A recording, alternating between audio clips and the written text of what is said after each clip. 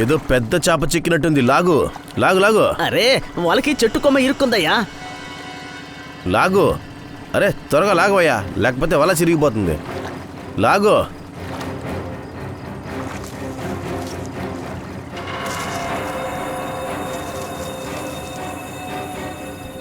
ఏంటిది? అరే ఇది మనిషి పొర్రయ్యా.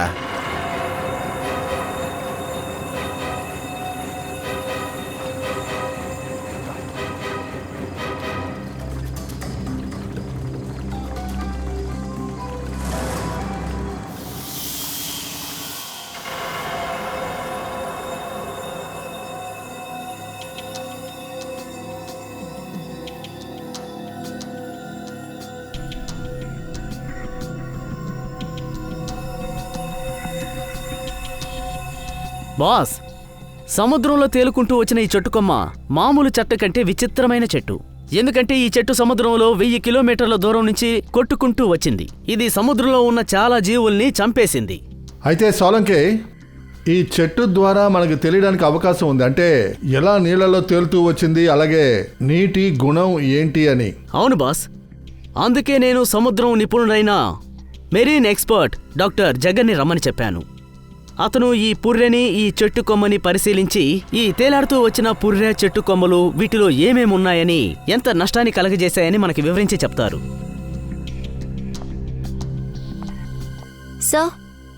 సో ఇక్కడ సార్, ఈ వ్యక్తి తలపైన వెనకాల కాల్చారు.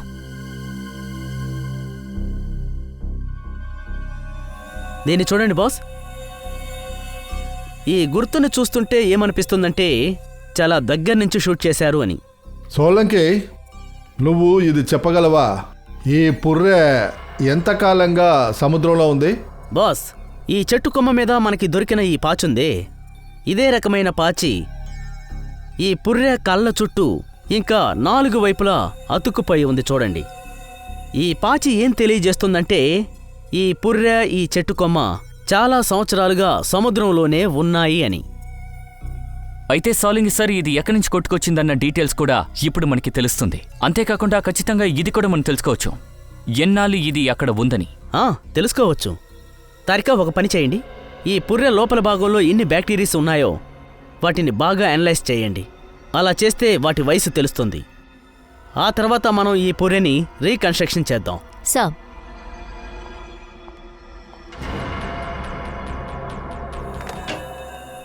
సారీ డాక్టర్, కొంచెం లేట్. పర్వాలేదు, రండి, మీకోసమే ఎదురు చూస్తున్నాం. చూడండి, ఇది సముద్రంలో తేలుకుంటూ వచ్చిన చెట్టు కొమ్మ. దీని గురించి మీకు ముందే చెప్పాను కదా. Please check it.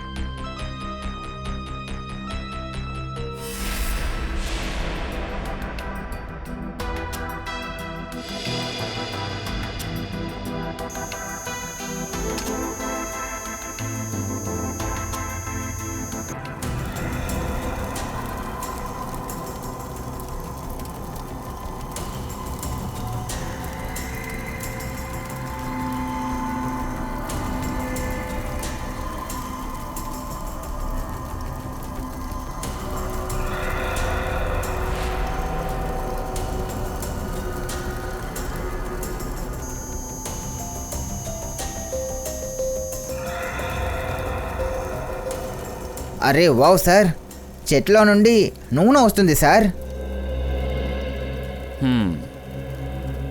అంటే దీని అర్థం ఇది సముద్రం అటువైపు నుంచి వచ్చినట్టుంది.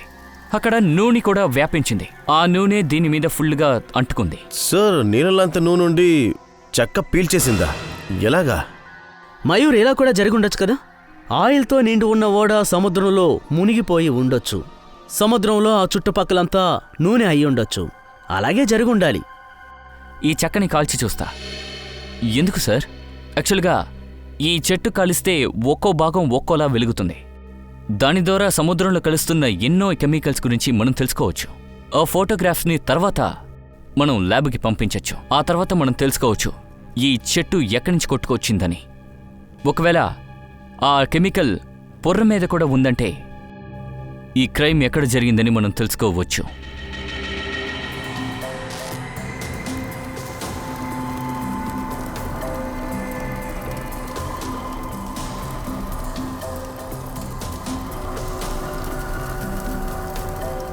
సార్, ఈ అస్థిపంజరంలో దొరికిన బ్యాక్టీరియా ఇంకా ఆల్గే ఒక వయసు దాదాపు 8 ఏళ్ళు. 7-8 సంవత్సరాలుగా సముద్రంలోనేనా? అయితే దీనికి ఒకే ఒక అర్థం, ఈ పుర్రె ఎవరిదో అంటే చనిపోయింది సముద్రంలో 2017వ సంవత్సరంలో. 2017. ఆ రిపోర్ట్ ద్వారా పొర్రె ఎక్కడ ఉంది, ఎక్కడి నుంచి వచ్చిందని తెలుసుకో. ఎవరో ఉన్నారు కానీ సిఐడి ఈ కేసు పూర్తిగా అర్థం చేసుకోకూడదని వాళ్ళు ఇలా చేశారు. ఎవరు అనుకున్నా అనుకోపోయినా సిఐడి ముందుకు సాగుతుంది.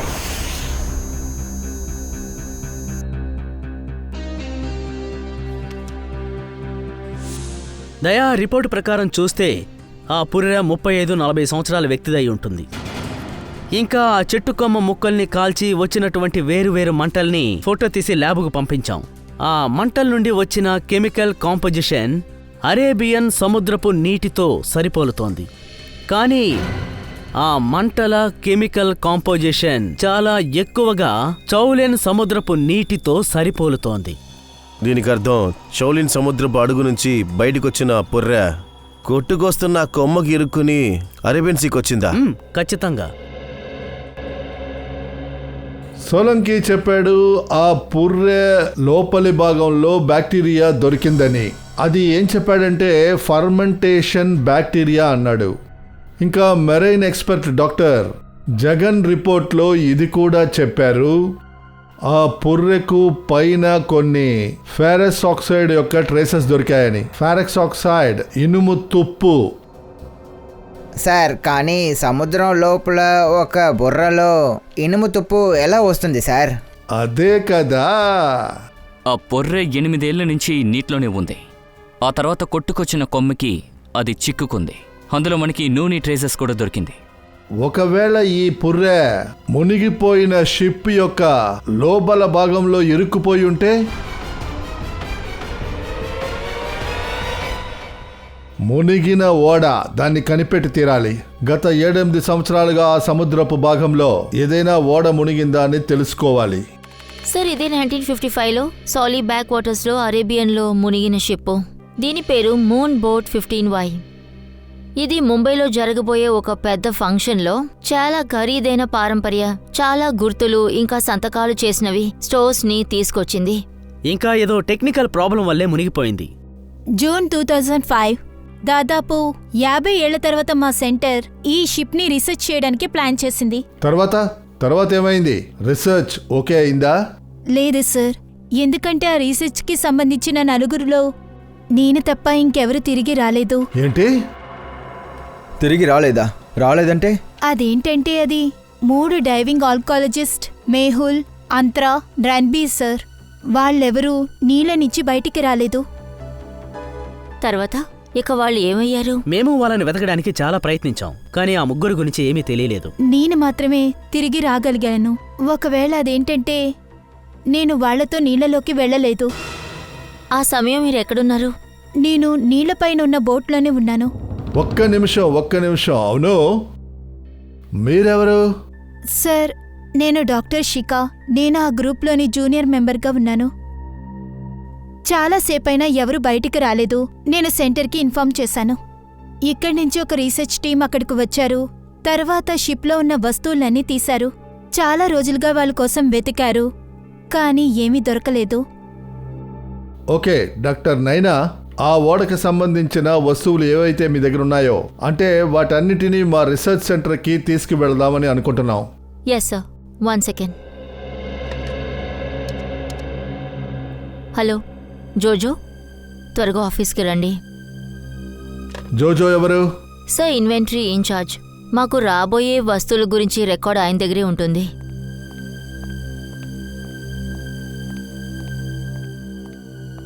మేడం, నేను రమ్మన్నానంట కదా. అవును, వీళ్ళంతా సిఐడి నుంచి వచ్చారు. వీళ్ళకి మూన్ బోట్ 15Y సంబంధించిన వస్తువులన్నీ చూపించండి. సరే సార్, మీ ఆఫీస్ నేను పంపిస్తాను. కానీ ఏంటంటే కాస్త టైం పట్టిద్ది. కొన్ని డీటెయిల్స్ ఇంకా గేట్ పాస్ తయారు చేయాలి. ఓకే, పర్వాలేదులే. జోజో ఈ థింగ్స్ అన్నీ పంపించారు సార్ మరైన్ రీసెర్చ్ సెంటర్లో నుండి. తర్వాత మీరు అన్ని వస్తువుల్ని ఆ లిస్టుతో మ్యాచ్ చేయండి. Okay sir. ఇంకా రణ్వీర్, అంత్రా, ఇంకా మేహుల్ వాళ్ళ ఫొటోస్ కూడా ఈమెయిల్లో పంపించారు, ఇంకా వాళ్ళ రికార్డ్స్తో పాటు. మయూర్ అదే చెక్ చేస్తున్నాడు సార్. గుడ్. ఒక పని చేయి ఫ్రెడీ, ఈ లిస్టుని చెక్ చేసిన తర్వాత ఈ వస్తువులు అన్నిటినీ ఫోరెన్సిక్ ల్యాబ్కి పంపించు. Yes sir.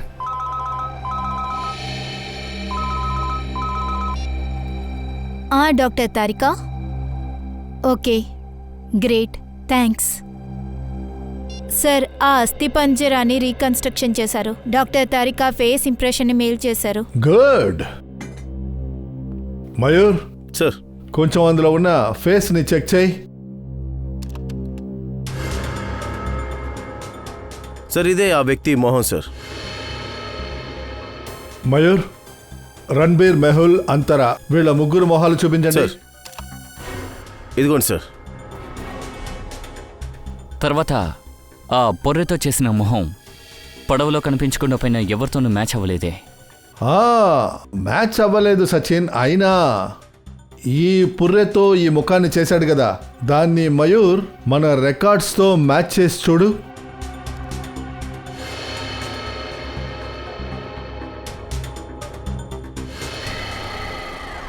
సార్, ఇతను గ్రేట్ మ్యూజిషియన్ సమ్రాట్ 2005లో కనిపించకుండా పోయారు. ఏంటి, సామ్రాట్ సార్ చనిపోయారా? ఇంకా మాకు ఒక విషయం తెలుసు, మీ సామ్రాట్ సార్ 2005లో చనిపోయారు. 2005 జూన్ నుంచి అతను కనపడలేదు. 2005లో మీరు సామ్రాట్తో కలిసి పనిచేశారా? నేను అప్పుడే జాయిన్ అయ్యాను. నేనే అతని అసిస్టెంట్. ఓకే, అయితే ఆయన కనిపించకుండా పోవడానికి ముందు జరిగిన ఏదైనా ముఖ్యమైన విషయం మీకు గుర్తుందా? అవును సార్, ఆ టైంలో అతను తాళం సంఖ్యలు చేస్తున్నాడు. కానీ అతను మా మ్యాజిక్ షోలో కూడా దాన్ని వాడలేదు సార్. నేను ఆ ఫైల్ చూపిస్తాను. రాజ్, సామ్రాట్ సార్ తయారు చేసిన ఆ ఫైల్ తీసుకురావు సరే. తాళం ఇంకా సంకెళ్ళా? అవును సార్. అవును సార్, నేను కూడా ఆయన దగ్గర ఒకసారి అడిగాను ఇదేంటని. ఏదో ఒక ట్రెషర్ తాళాలు అని చెప్పారు. దాని మూలంగా నేను ధనవంతుడు అవుతాను, ఇంకా నా అప్పులు కూడా తీరిపోతాయి అని చెప్పారు సార్. సార్ ఈ ఫైల్ చూడండి.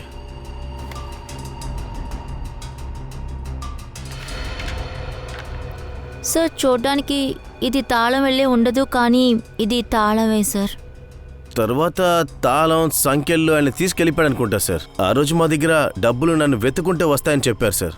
సార్, కానీ ఆ తర్వాత ఆయన తిరిగి రాలేదు సార్. ఆ తర్వాత ఆయన గురించి తెలుసుకోవాలని ప్రయత్నించలేదా? ప్రయత్నించాం సార్. ఆయన దగ్గర ఫోన్ లేదు, ఆయనకంటూ కుటుంబం కూడా లేదు సార్. మేము పోలీస్ కంప్లైంట్ ఇచ్చాం సార్, ఎటువంటి ఇన్ఫర్మేషన్ లేదు సార్.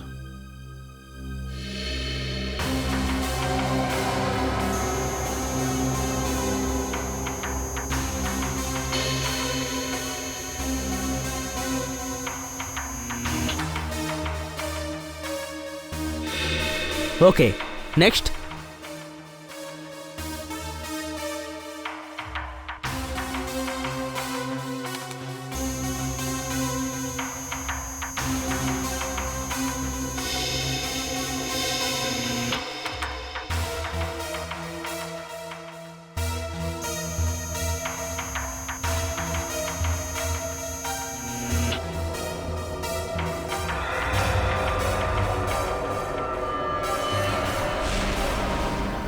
ఇది ఎలా సాధ్యం? మళ్ళీ స్కాన్ చేద్దాం.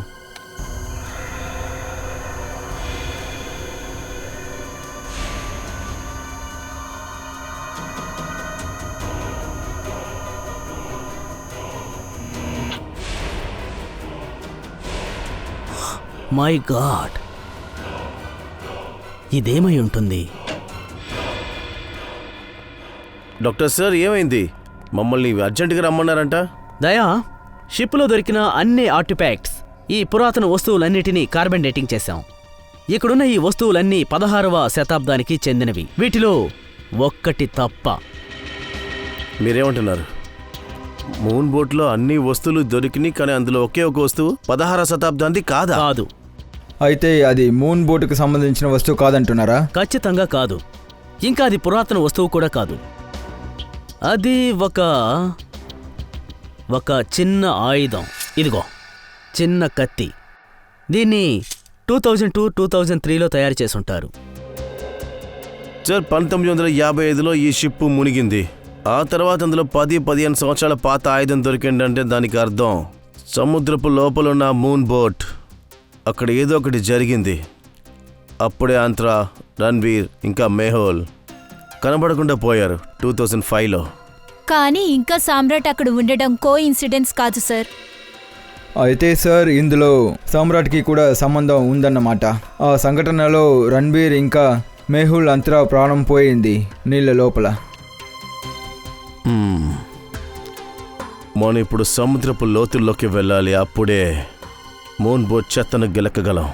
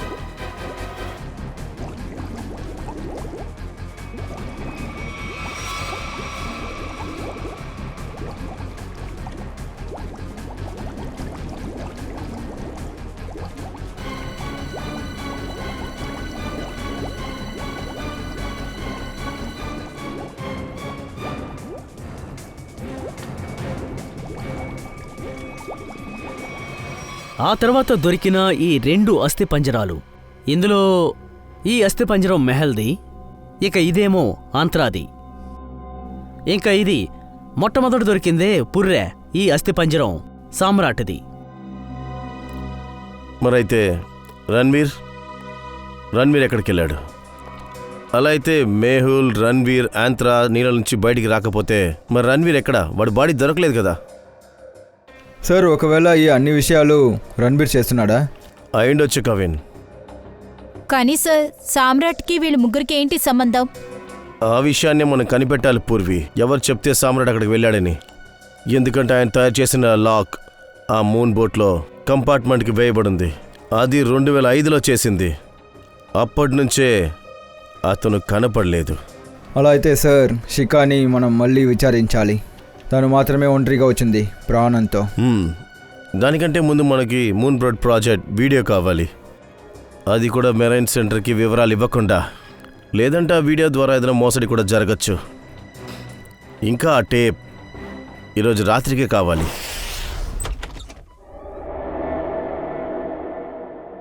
ఒకవేళ మనం దొంగతనం చేసేటప్పుడు మనం పట్టుకోకూడదు. ఫ్రెడీ సార్, ఏం కాదు, కంగారు పడకండి. మన దగ్గర సిఐడి బ్యాడ్జ్ ఉంది కదా, మనం వాళ్ళకి ఆ సిఐడి బ్యాడ్జ్ చూపిద్దాం. దొంగల్ని పట్టుకోవడానికి వచ్చామని చెప్దాం. ముందు లోపలికి వెళ్దాం.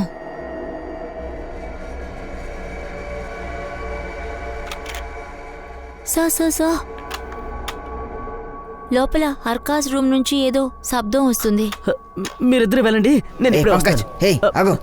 రే, దొరుకుంటే కలిసి దొరుకుందాం. సార్, హే, మీరే రారా. వెళ్ళండి. సార్ చూడండి, అక్కడ ఎవరో ఉన్నారు. ఎక్కడ?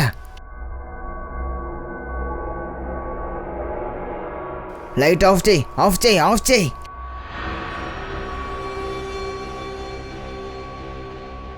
మనకంటే ముందే టేపును దొంగతనం చేయడానికి వచ్చాడు.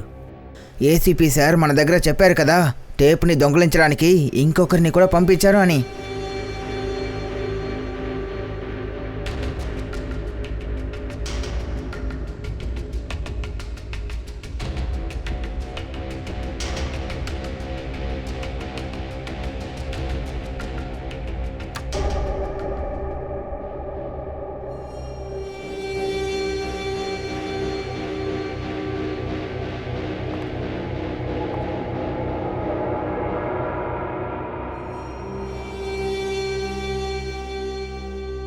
Hands up.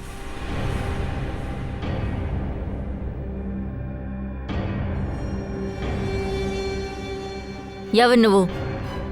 నీ మాస్క్ తీ.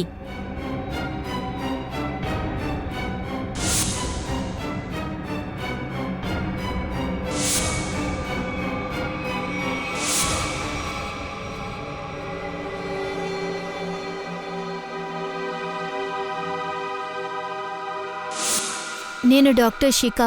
నేను ఆ టీంలోనే జూనియర్ మెంబర్ని. శిఖా, నువ్వా? మీరంతా ఎవరు?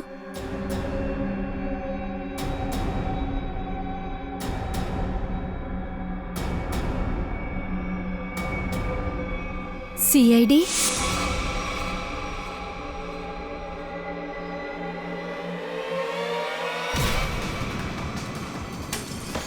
శ్రేయ, శ్రేయ! ఏయ్, ఏయ్.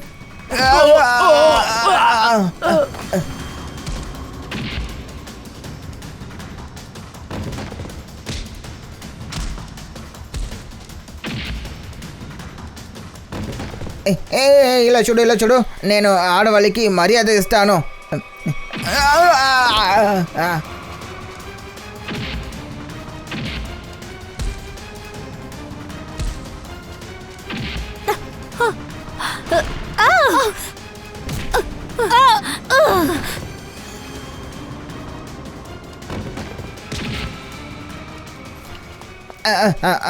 ఆడశక్తి చాలా గొప్పది.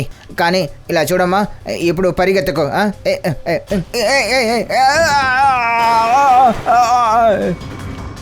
ఆగు. శిఖా, నువ్వు ఇంత రాత్రి వేళ నువ్వు ఇక్కడేం చేస్తున్నావు? సార్ నేనేం చేయలేదు, నన్ను వెళ్ళనివ్వండి. సార్ అబద్ధం చెప్తుంది. సార్ ఇది ఏదో టేప్స్ ని దొంగిలించింది. టేప్స్? ఎటువంటి టేప్స్ నువ్వు దొంగలించావు? సార్ నేను నిర్దోషిని సార్. నేను ఏమనుకున్నానంటే మూన్ బోర్డ్కి సంబంధించిన టేప్స్ ఎవరికి వెళ్ళకూడదని. ఆ టేప్స్ లో ఏముంది అని అడుగుతున్నానుగా. సార్ అది ఆ టేప్లో సార్ నేను నా పని చూసుకుంటున్నాను. అప్పుడే నేను చూశాను ఒక బోట్ అక్కడికి వస్తుంది. అందులో కొంతమంది ఉన్నారు.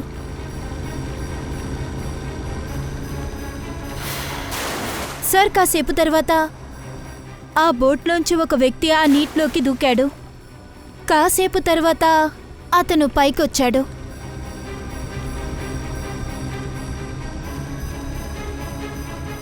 ఆ తర్వాత సార్ తను షిప్ ఎక్కిన వెంటనే ఒక వ్యక్తి తన్ని షూట్ చేశారు. తర్వాత చనిపోయాడు.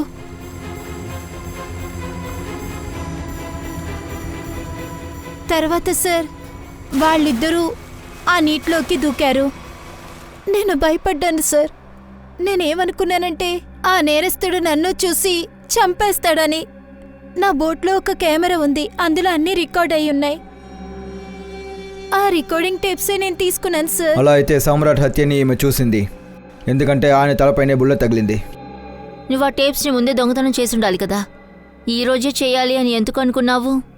ఆ టైంలో అందరూ అనుకున్నారు ఇది ఒక యాక్సిడెంట్ అయిందని. అందువల్ల ఈ టేప్ని ఎవరు చూస్తారు? నాకు ఇది తెలియకుండా పోయింది. ఎన్ని సంవత్సరాల తర్వాత సిఐడి వాళ్ళు క్లోజ్ అయిన కేసుని ఓపెన్ చేశారు అని. చాలా పెద్ద తప్పు చేశావు శిఖ. నేరాన్ని నువ్వు దాచావు. నేరం దాయడం కూడా ఒక నేరమే అని నీకు తెలుసా? ఇక చట్టం నీ గురించి నిర్ణయం తీసుకునేంత వరకు నువ్వు జైల్లోనే ఉండి తీరాలి.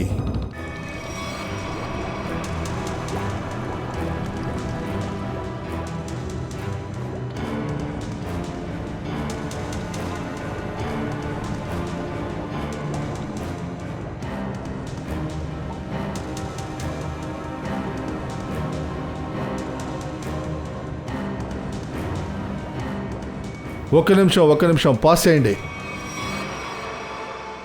సచిన్, ఏ వస్తువునైతే మనకి మెరైన్ సెంటర్ నుంచి పంపించారో అది ఆ మునిగిపోయిన షిప్లో ఉంది. అందులో ఈ మెటల్ బాక్స్ లేదు, ఈ పెట్టె. అవును సార్, ఈ బాక్స్ లిస్ట్లో కూడా లేదు, ఇంకా మెరైన్ రీసెర్చ్ సెంటర్ నుండి రాలేదు. ఒకవేళ మెరీన్ సెంటర్లో ఉన్న వ్యక్తులు ఈ బాక్స్ మనకు తెలియకుండా దాస్తున్నారా? ఇలా కూడా ఉండొచ్చు సచిన్. ఈ బాక్స్ మెరైన్ రీసెర్చ్ సెంటర్ వరకు వెళ్ళలేదు. సార్ అయితే బాక్స్ ఎక్కడ పోయి ఉంటుంది? దీని లోపల ఏముంటుంది? మేబీ ఇందులో కాస్ట్లీ వస్తువులు ఉండొచ్చు పూర్వి. ఇందులో ఉన్న అన్ని వస్తువులు 1955లో మహారాష్ట్రలో ఉన్న మ్యూజియంకి తీసుకొద్దాం అనుకున్నారు. మ్యూజియంలోనా? ఒకవేళ ఈ హత్య ఈ పెట్టె వల్ల జరిగిందా? మ్యూజియంలో దీని గురించి కనుక్కోవాలి, ఈ బాక్సులో ఏ ఉండింది అని. 1955లో షిప్ గురించిన ఆ ఫైల్ కావాలి.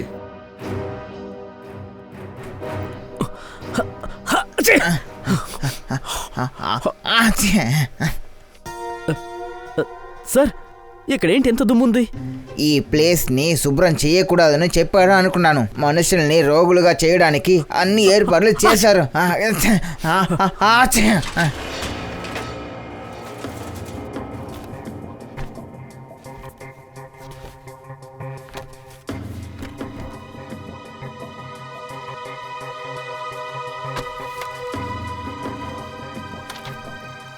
సార్ ఆ? ఇదిగో ఆ ఫైల్ ఇక్కడ ఉంది. కార్గో షిప్ చూడండి. ఒక్క నిమిషం.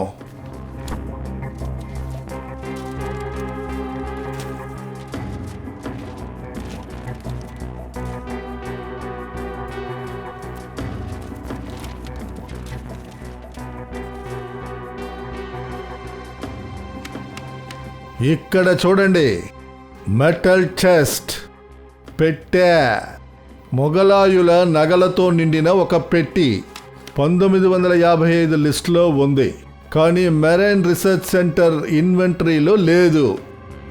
పెట్టెని ఎవరో నీళ్లలోంచే దాచేశారు.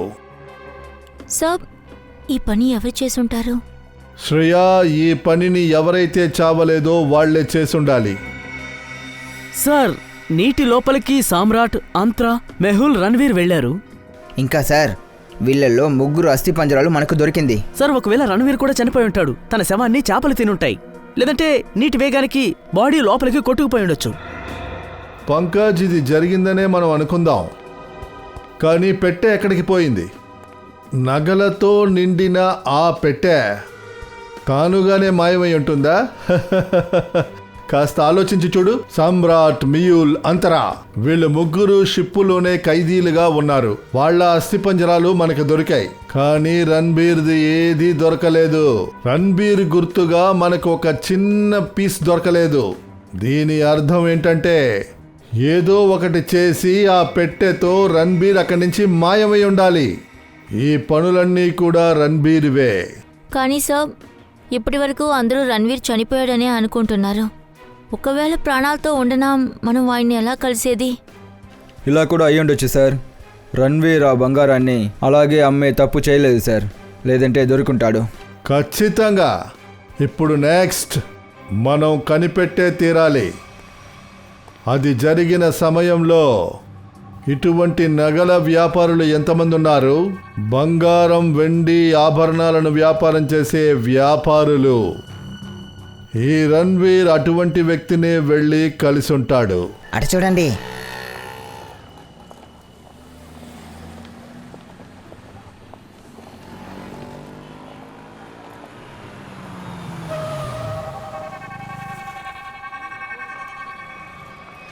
సార్, మేము ప్రయత్నం చేస్తున్నాం సార్.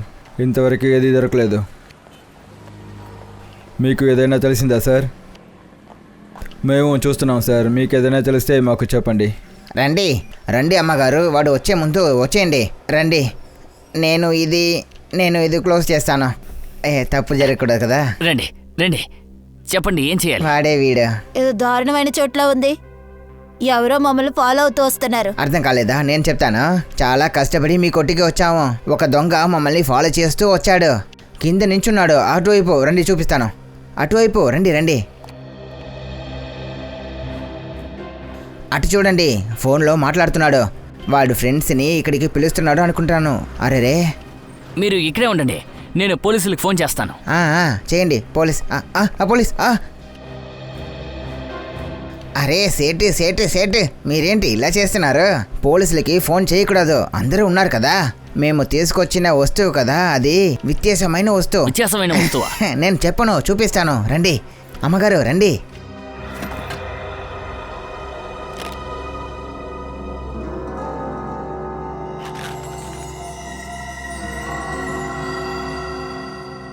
ఎలా ఉంది? మీరిప్పుడు రావాల్సిన చోటుకే వచ్చారు. ఎక్కడి నుంచి తీసుకొచ్చారు? బాగా అడుగుతున్నారు. ముందు సరుకుని చూడండి, ఎప్పుడు మమ్మల్ని అనుమానించకండి. మరి అమ్మాలా? అమ్మగారు చెప్తున్నారు ఇది అమ్మడానికి కాదు. మరి కొనాలా? మేము కొనడానికి రాలేదు. అయితే బంగారానికి బదులుగా బంగారం కావాలా? మరి మీరిద్దరూ ఎందుకు ఇక్కడికి వచ్చారు? చాలా అమాయకుడిలా ఉన్నారు. రండి, కమ్. ఇలా చూడండి, మేము ఏం చెప్తున్నామంటే ఈ బంగారాలన్నింటినీ కరిగించండి. మార్కెట్ ఎదిగేటప్పుడు రేటు పెరుగుతుంది. మేము కొద్దిగా కొంచెంగా అమ్మి డబ్బులు సంపాదిస్తాం. ఇక మీ పని అయిపోయినట్టే. కానీ ఈ పని చేయడానికి కొంచెం డబ్బులుగా ఖర్చు అవుతుంది. డబ్బులు ఖర్చుని మనం చూసుకుందాం. పర్వాలేదు, ఉండనివ్వండి. ఇలాంటి పని మీరు ముందే చేస్తుంటారు కదా. అరే ఏంటి మేడం ఇది? నేను ఇలాంటివి చాలా చేశాను. ఇది చిన్న పని, నేను చూసుకుంటాను. 2005లో కాకతీయుల కాలంలో చేసిన బంగారాన్ని మేము పూర్తిగా అమ్మేశాం మేడం. ఆ తర్వాత ఈ విషయం ఎవ్వరికీ తెలియకుండా జాగ్రత్త పడ్డాం. ఈ పని మొత్తం 4 రోజులు జరిగింది. రండి రండి, నాతో రండి.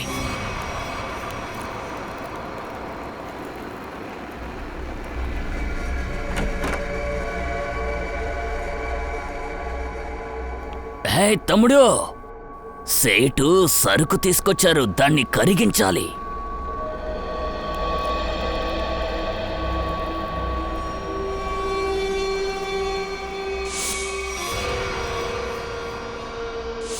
ఎన్ని వస్తువులు ఉన్నాయి సార్ మీ దగ్గర?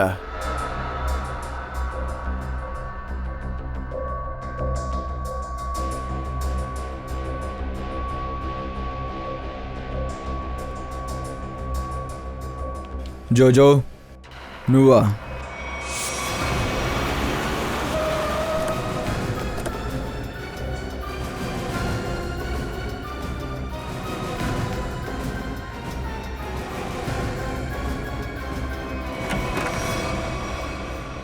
అరే మీరు ఎక్కడికి వెళ్తున్నట్టున్నారు?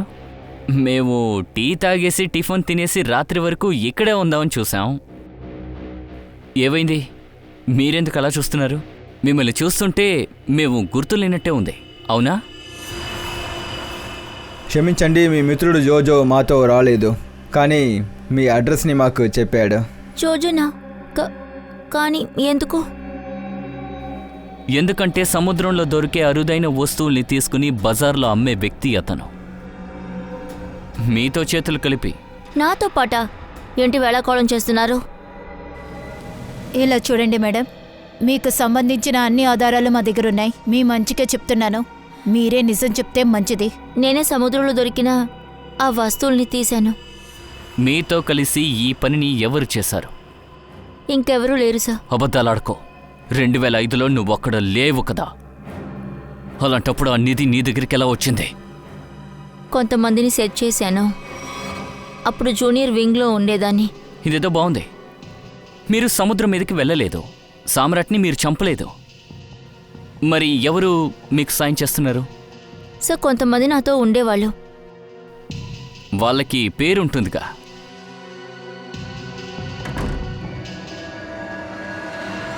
లోపలెవరు? లోపల ఎవరూ లేరు సార్, ఒంటరిగానే ఉన్నాను సార్. సార్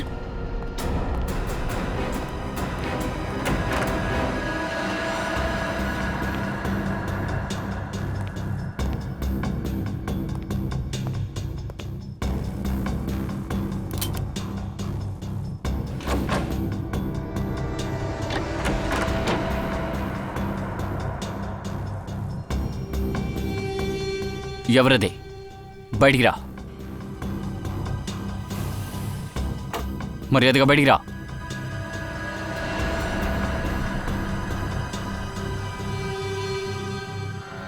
ఓ రణ్వీర్. రణ్వీరా? ఎవరా రణ్వీర్? ముగ్గురిని చంపేసి ఎన్ని సంవత్సరాలు దాక్కునుంటున్నావు? సార్ నీ 9 హస్బెండ్ని సిద్ధార్థ్. నీ పేరు మారుండొచ్చు, కానీ ఫేస్ అలాగే ఉంది. అవును సార్, నేను రణ్వీర్ని. 2005లో నేను నా టీము సముద్రం లోతుల్లోకి వెళ్ళాము.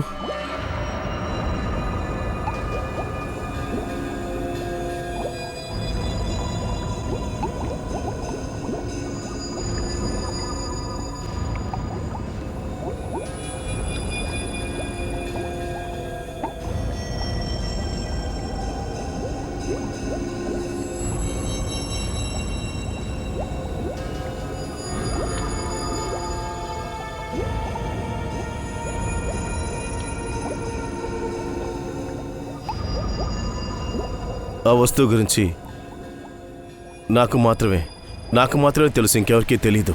అందువల్ల సామ్రాట్తో కలిసి నేను ఒక ప్లాన్ వేశాను. సమ్రాట్ నెహుల్ ఆంత్రాని చంపేశాడు. ఆ తర్వాత బాడీని బోట్లోనే దాచేశాం. ఆ తర్వాత సామ్రాట్ని నా మనుషులు కాల్ చేశారు. ఆ తర్వాత నేను ఆ పెట్టెని తీసుకుని నీళ్ళ ద్వారా బయటికి వచ్చేసాను. నిజం బయటికి రావడానికి ఆలస్యం అవ్వచ్చు, కానీ నిజాన్ని ఎవ్వరూ దాచలేరు. సామ్రాట్ చేసిన తప్పుకి నువ్వు శిక్ష ఇచ్చావు, కానీ సామ్రాట్ నిన్ను ఇరికించడానికే సామ్రాట్ పొర్రె బయటికి వచ్చింది. మీరు చేసిన తప్పుకి ఖచ్చితంగా అనుభవిస్తారు, అది కూడా లోపలే.